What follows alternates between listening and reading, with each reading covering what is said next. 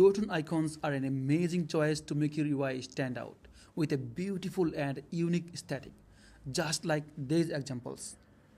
And today we're gonna see how we can draw a Figma Duotone icon in Figma. Let's go.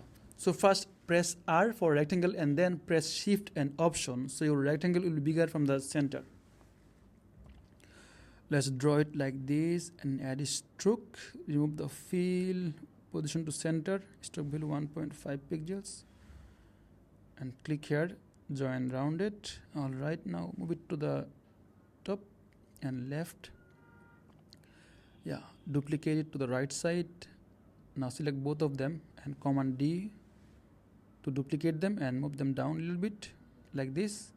Now select the left one, Command D for duplicate and then move it to the down.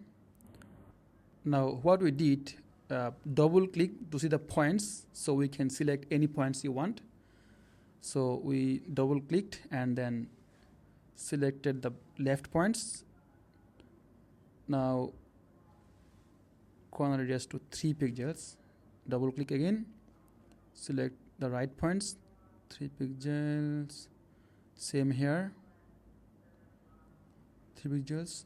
But for this one, we need to make it entirely rounded like this. Alright, double click, select these points, also this point, and radius to 3 pixels.